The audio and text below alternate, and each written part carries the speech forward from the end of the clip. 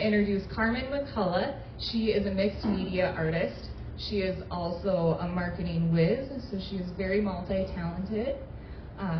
So welcome, Carmen. Thank you for coming out today. Do you want to tell us a little bit about your style of art? Absolutely. So I am a mixed media artist, mostly collage. Can you hear me? Collage, mixed media, and assemblage. Thank you. So I have 3 examples over here that kind of give the difference between collage and assemblage. The squirrel is a flat, more 2D. That's collage, mixed media. The little cabinet, the Joseph Cornell cabinet, is definitely an assemblage, something you build from the ground up. It contains definitely 3D objects. And then the third one I brought in is something I tried last year, and it's miniatures. Oh my goodness, that's a whole other world. And Bridget, we were talking earlier about having more art supplies now. That's a whole other thing, but it was so fun. So those are kind of what I see as the 3 different ways to go about it. All of them include paint, paper, and glue. So there you go. So tell us how you first got started with art in general. Okay, well, I always loved art. Since the first time in kindergarten I opened a package of crayons. Oh my goodness. I probably did it before that, but you get the point. And so I always loved art. I wanted to major in art, but I also thought I will probably be a starting artist, and I probably would have been. So I majored in marketing and communications, and that has served me well. It was 20 years ago, I thought, okay, I need to get back into art, do a little bit more art. So I tried watercolor again. My kids were littleish, and I had everything prepared, all the watercolor paper. You know, it's quite a process, as Linda knows. And then the kids were just, I don't know what happened. And I was like, okay, the paper was dry by then. I'm like, okay, this is stupid. I'm not going to do this. And then about a month later, I found a book about collage. And I thought, oh, I could do this. It's easy. You don't have to draw. You just cut out pictures and glue them down. And you can do that and then run out and do something else. So that's about 20 years ago I got into collage. I do it whenever I can on the weekends. And it's been fun. So where do you get your ideas then? Because you do have a really unique and interesting style. I do, and my ideas come from really everywhere. I always say inspiration is everywhere. So it's in your day-to-day, going out in the community, but oftentimes I get it in song lyrics, so that's always fun. I do love, the full moon, anything in the liminal, so between light and dark, twilight, dawn, that sort of thing. Season changes, nature, it's everywhere. Do you have a process for trying to get inspired, or do you just kind of find it as you go? I always, what always inspires me? I have a table in my studio, as you call it, and I go in and I'm just going to clean this up. And then, boom, all of a sudden I'm working on something. So it works every time. Cleaning. Yes.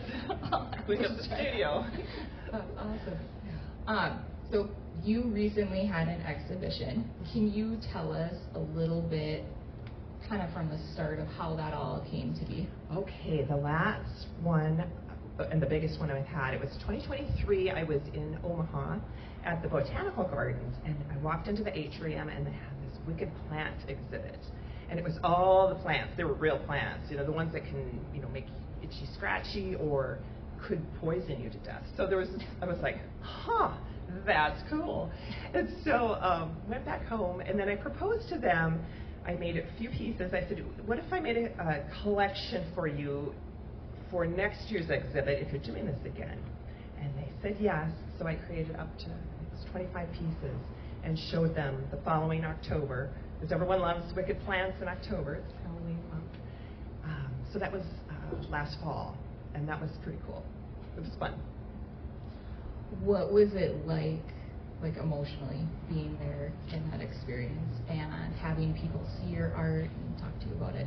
It was it was overwhelming, but also validating, because I was like, oh, yeah, that's cool. They like this. And I got some new collectors from it, Kansas City and all over, and it's been fun. People do like that skull thing going on. And, so I got to make more of those. All right. Is there a favorite piece that you've done that you'd like to tell us about? That's a good question. Top of mind, my favorite piece was probably the first one that sold. This was a long time ago. And it was my grandparents, and they were holding hands, and it was kind of simplistic, but I had these little red shoes. So David Bowie has this song, and somehow it's put on your red shoes and dance the blues. And they came from Holland, and so there they were. You know, they're here in Ottertail County now, and it's just a cute picture of them and then some red shoes, little Dutch wooden shoes. And someone from California bought that one. So that was the first time I went, oh, okay, that's interesting. So that, if top of my head, that has to be my favorite. That was a long time ago. So then how did you get into selling your art? Like going from just doing it as a creative outlet to putting it out there to people, and what did that look like and feel like? Yeah, so it started with, I worked in Perm at the time, and the gallery there said, let me try to sell a few of your pieces, which is where I did, people in the summer come and buy art, well, year round actually, but.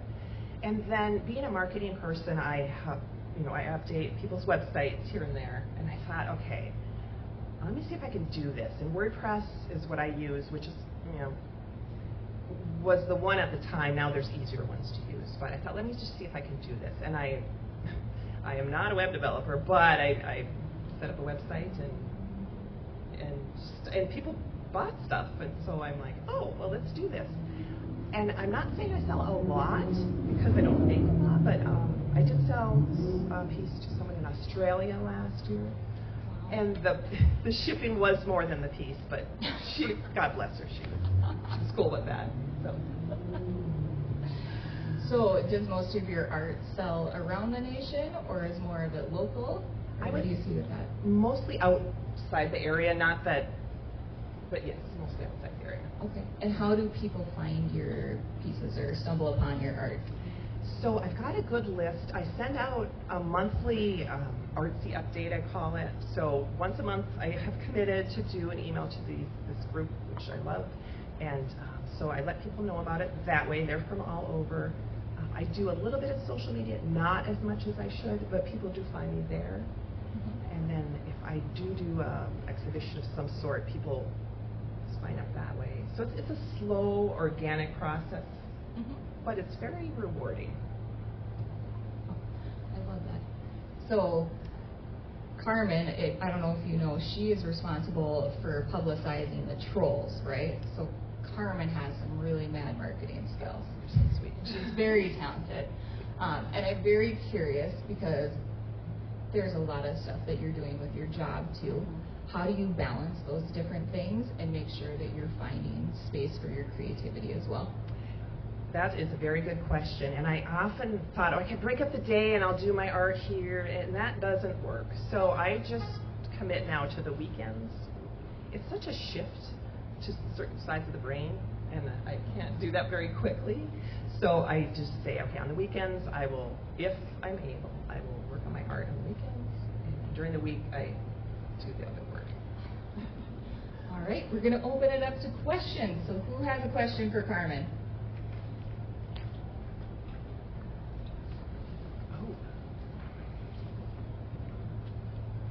Hi, just a quick question. You are working with found objects, and I'm wondering how you go about sourcing your materials for your collages or your sandwiches. Very good question. I love, whenever I'm out for a walk, I pick stuff off the ground, or not always, but it can be anywhere. Or the Stone Gardens, oh my goodness, I found a bunch of found like wood and things like that. So I keep those things. People send me things. People give me broken trinkets, and I collect them. And when I go, oh, I'm going to use that, then I have to find it. However, I do have a stash, and it comes from everywhere. Of course, a vintage antique shops love those. They come from everywhere, and it is fun when people come up to me, hey, do you want this broken piece of whatever? And I'm like, yeah, and I'm all excited, and they're like, that's so weird. But so I find it everywhere, Ellen. So.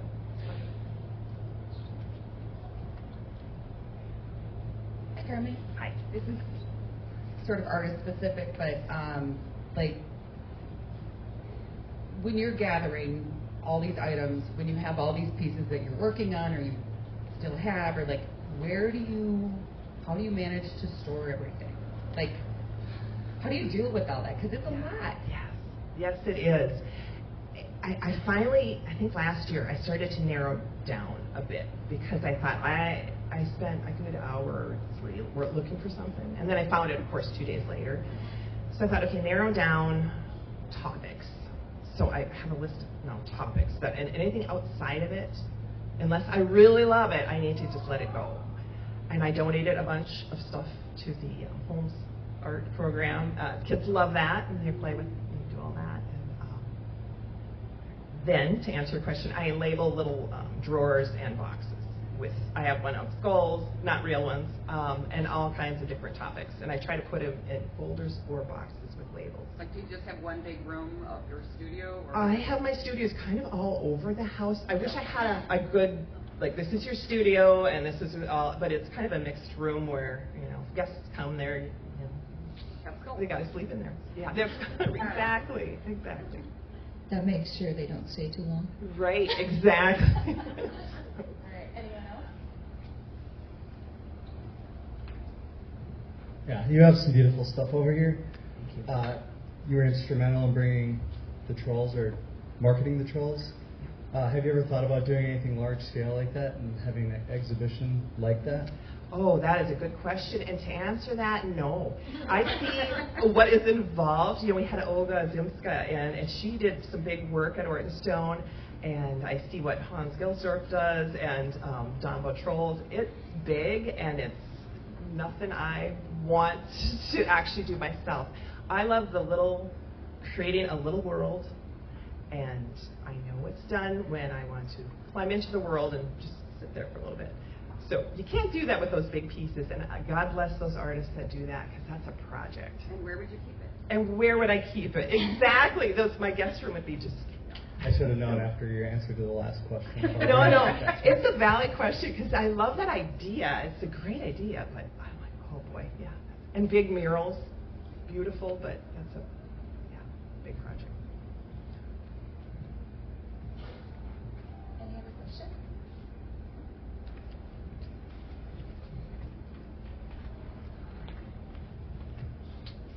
All right, I have one last question for you.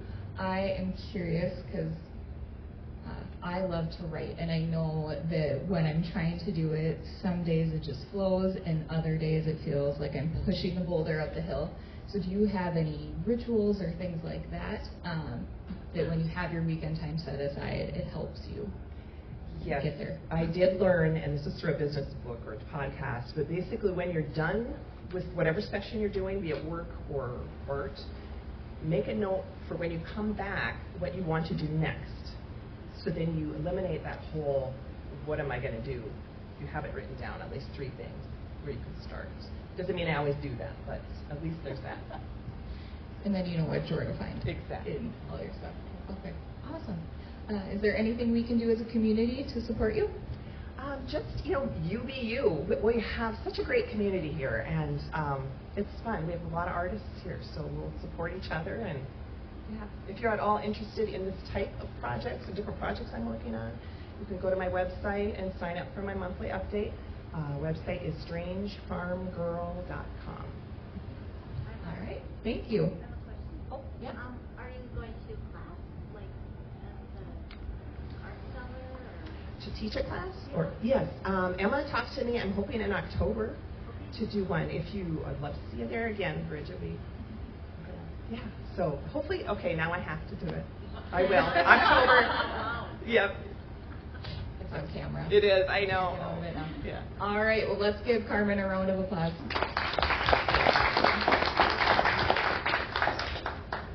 All right, and next up we have Eric and Larry Brown from Art Materials. Come on up, guys.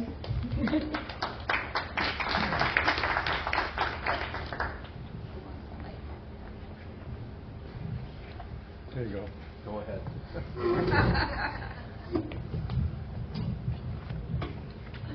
All right. Well, thank you for meeting with us today. You got it? Yep. All right. So why don't you tell us a little bit about how you got started? Take us back to the beginning. Big guys. That's a long-range question because I'm old and he's not so old. In art materials, we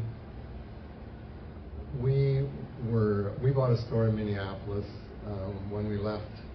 When we closed it in Minneapolis, June of last year, it was 68 years old. And that was the second art store we bought. We bought the art store in Des Moines, Iowa. We tried to buy the art store in art materials in Minneapolis.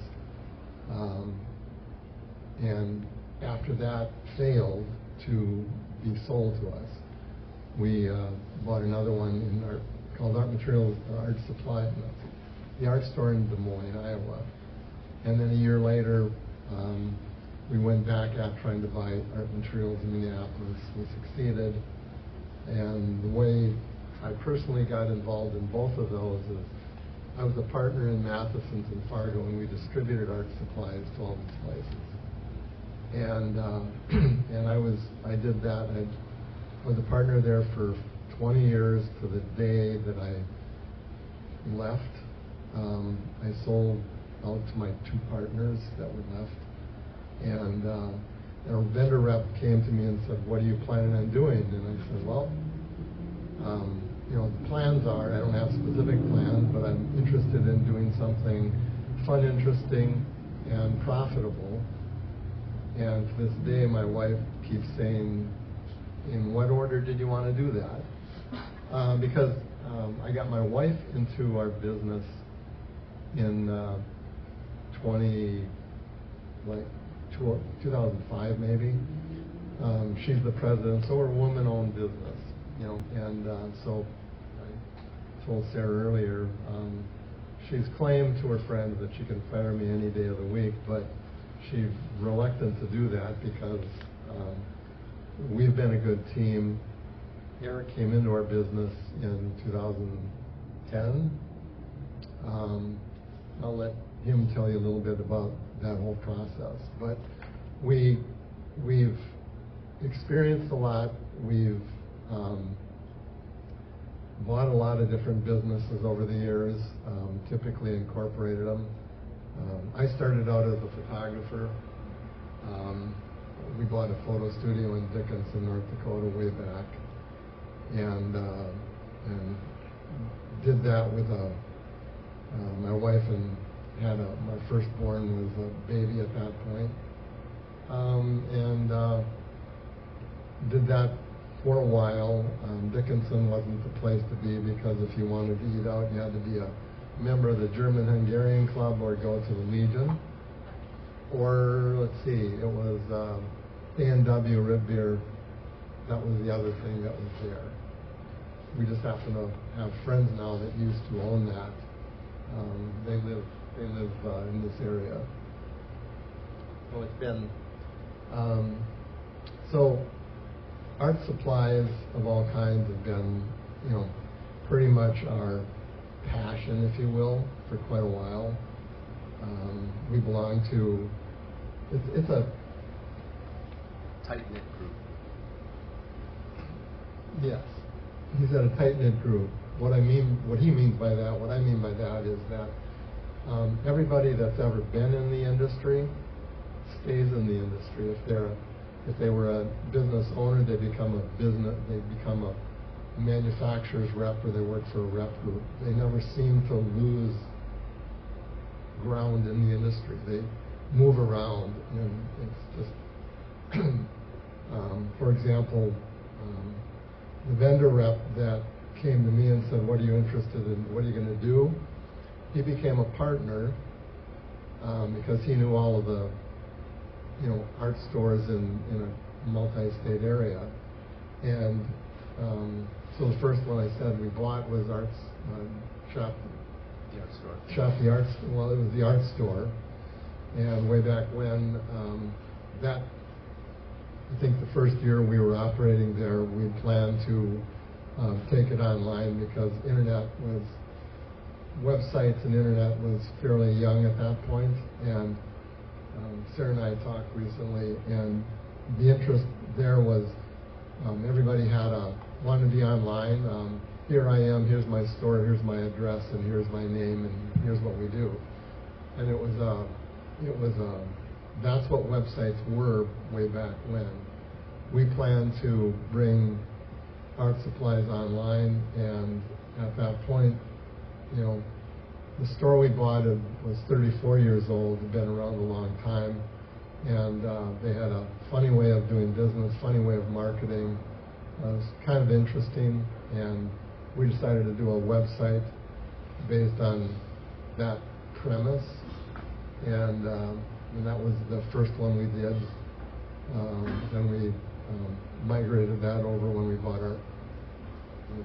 Art Materials. We migrated that over to another website called Art Materials Online, and then that migrated over to another one.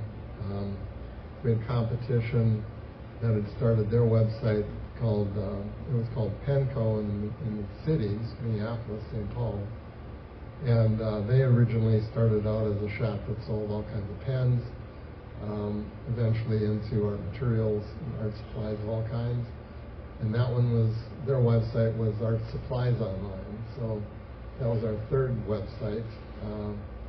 They, two brothers and a wife, they ran into financial problems. We bought them and migrated that, and now we're in the process of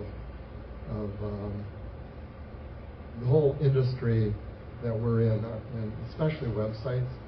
They age, you have to continually update them, change them, and we are in the process of changing our entire accounting system over right now. And website. And website. And POS. Everything. Here, continue on. It's a journey. So tell us a little bit about when you started with the company. Christmas breaks, Easter breaks. I think I officially started there when I was 12 at Matheson's in Fargo, polishing floors, taking out garbage, learning the ropes in the warehouse and the quick copy center. Matheson's was one of the first retail stores probably in the region to have a color copier back in the day. So I got to work with the color copy machine, which was kind of fun. Worked there through high school, and then that was right about the time that his business partners were buying him out. I went to NDSU for landscape architecture, got a degree in that, moved to Portland, Oregon, and practiced out there for 4 years, and then decided to move back into the area. Worked for a firm in Fargo for another 3 or 4 years, and then right around 2010, Larry and Joanne came to me and said, we want to expand into Fargo. There's a market here. Matheson's at that point had been closed for they'd been out of art supplies for many years, and so there was a need in the Fargo market, and so we opened the art material store in downtown Fargo, right next door to the downtown Fargo Theater, in 2010, and I managed that store until 2017, when our web sales and eBay sales and Amazon and e-commerce really started picking up more, and then we decided to close that location, sell the building back to Kilborn Group, or sell our space back to Kilborn Group, and then move that operation down to Minneapolis. So when we moved back from Portland, my wife and I actually bought a house in Pelican Rapids, and so I would drive from Pelican to Fargo 5 days a week. But then you transitioned and started driving to Minneapolis. Yes. Which So is then, what I just learned. so then in 2017, I have always been considered the exit strategy for Larry and Joanne. I am the heir apparent.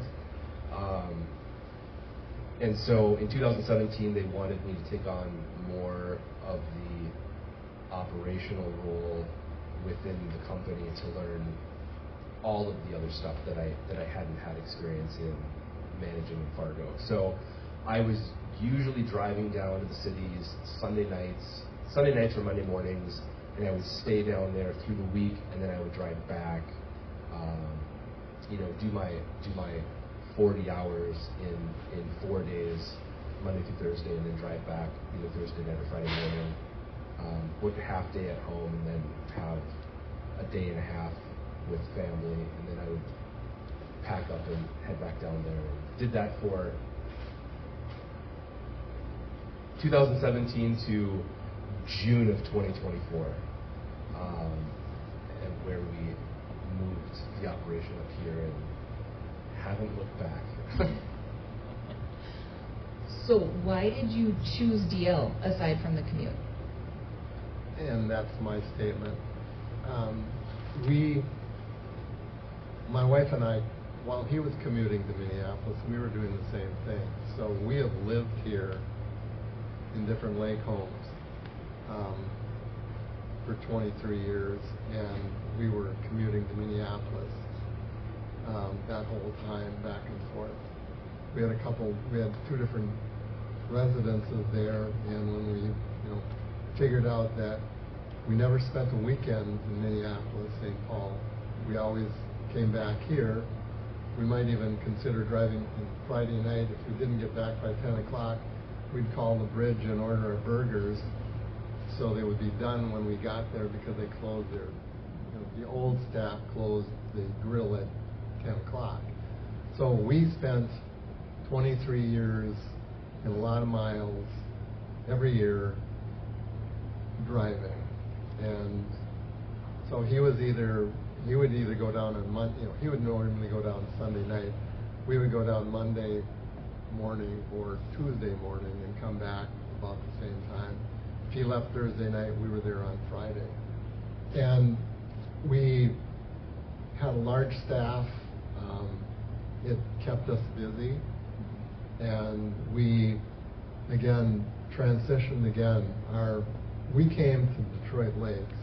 We moved to Detroit Lakes. We've been thinking about it for a number of years. We were going to move out of our location, and we were on Lyndale in Minneapolis, which was called Uptown, not downtown, it was Uptown. Hennepin was a couple blocks over, and our whole area changed drastically. Combination of just the internet, George Floyd episode. During that, we lost our bank, our post office, our police department, and we had to board up our windows, except ours were too big. So our windows were too big to board up. So we put black foam core on the inside, and we had everybody, bad guys and whomever, coming by, and they were combing their hair in the windows because it looked like a mirror, but we never had ours broken. Whereas the next door neighbors on both sides of us, they had their windows broken, their doors kicked in, multiple robberies. But that's Minneapolis, and our whole area changed from retail, and then the city got involved in all of their screwy things. And so we've been looking for a different place down in Minneapolis to move to. And we finally, after a number of years, found an ideal place and said, okay, Eric, what do you think about this? Well, this is really nice. Well, but we're not coming down here anymore, so if you want to move your family or you want to continue driving down here, that's your decision. He said, probably not. So we came here retail. We left 2.5 million people selling to. Everything is kind of online, and we came here with 10,001 people. Found an opportunity. It's a great, vibrant artist community here, the whole area. We learned that from Fargo. And when we opened here, which took a long time to do, our first customers in the door were from Fargo. They've been waiting for us to open the store. So. And then, largely, a lot of your business is online, correct? Correct. And what's your region that you sell to? You sell everywhere, right? Worldwide. Worldwide. Worldwide. And how many products? Today, last week, we're migrating our entire database over, so we've been going through that. And it started out at 78,000 products, and we're down to 55,250, I think. So that transition has been a lot of fun for them, if you're wondering. All right, well, I'm going to open it up to some questions.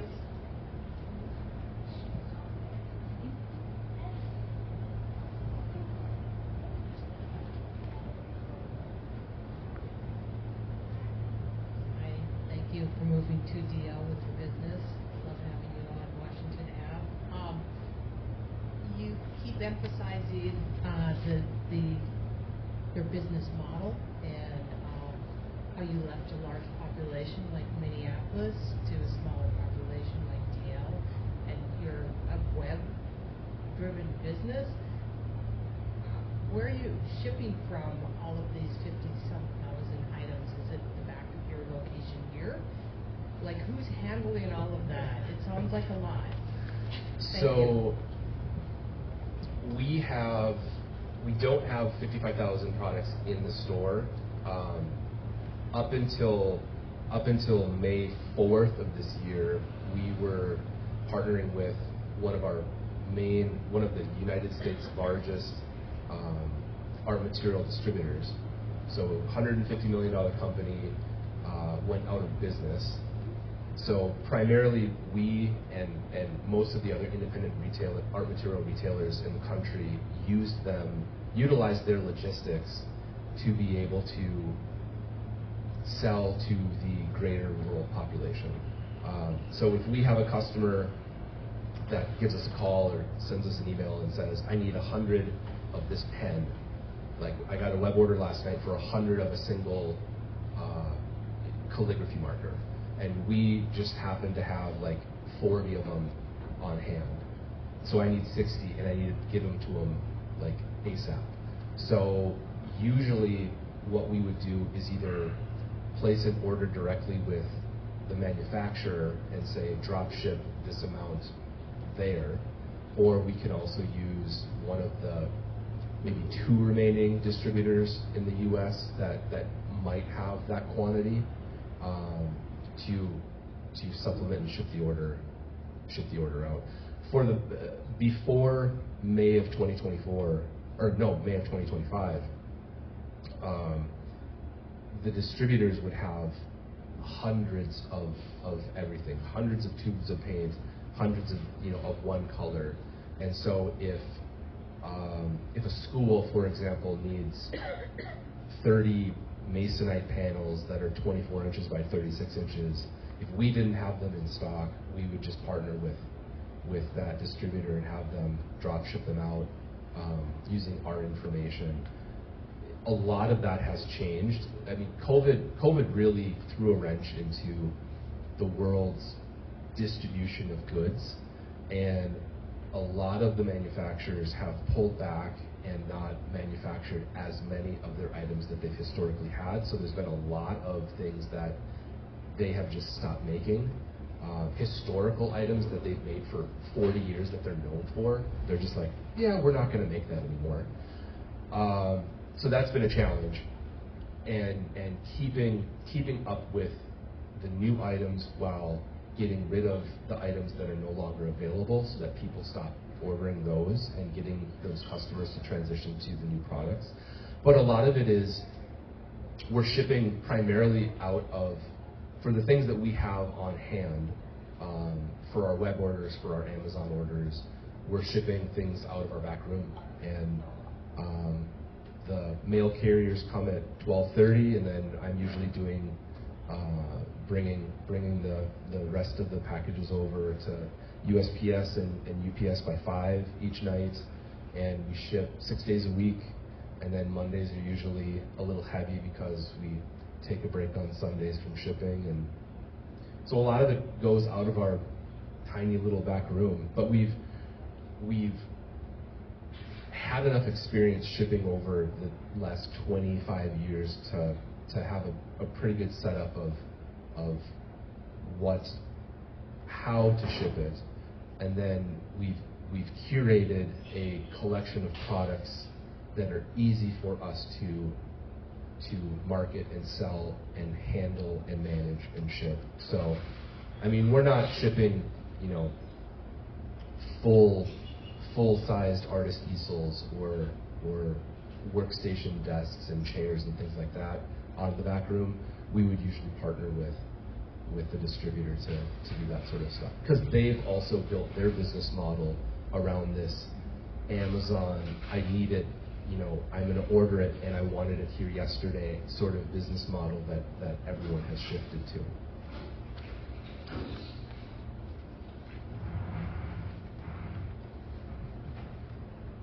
All right, so my last question, and I know Larry's excited for this one. He told me he checked it.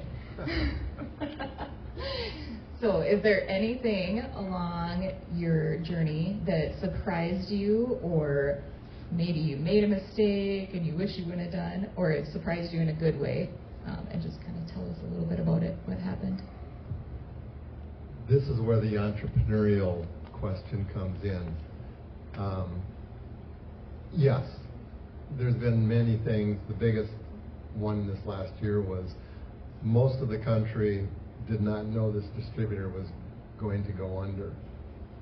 Their bank loan was canceled in May, in part because the bankers were afraid of the tariffs, of where the economy was going, and didn't think they were going to survive. And it was an employee-owned company. That's not our problem. Our problem has been, and I wrote down a couple of things, and wherever it went, we have experienced many different things, and what we have learned, and Eric has been along for the ride on most of this. Don't trust anything anybody says, especially if you're asking an expert. They're never the expert. They're either trying to sell you something, you just have to qualify, and you have to use your own investigative abilities to weed through, to throw out the chaff, because not everybody knows exactly what you're attempting to do. Never trust anybody, even your best friend. And what I mean by that is, in business, when you think you have good employees and they're trustworthy, they're not necessarily what they propose or what they appear to be.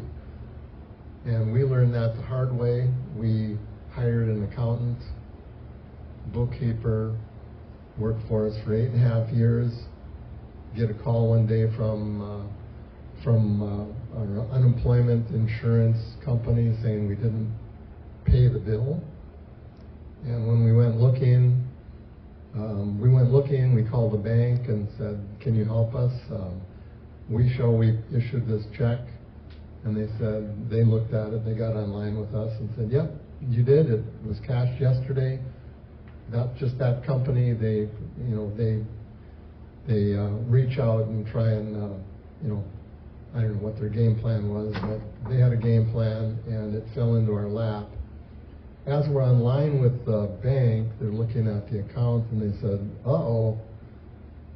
And that was the first, what do you mean, uh-oh?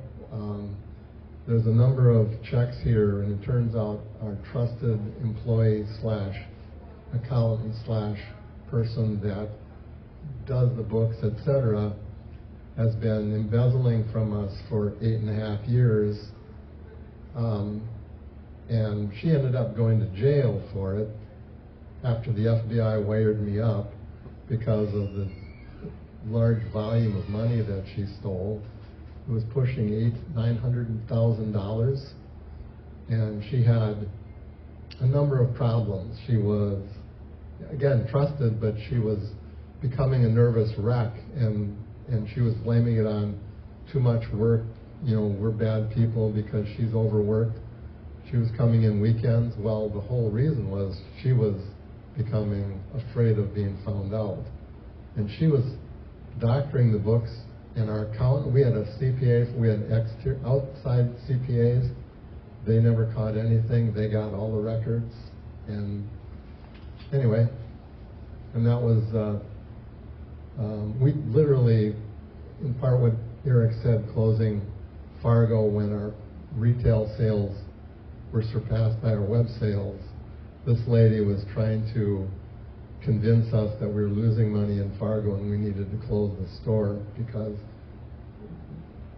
she took virtually, all the fluff. So back to don't trust. We've had a lot of interesting experiences like that, and What it's taught us is have safeguards in place. Have safeguards in place, and don't trust any one person with the keys.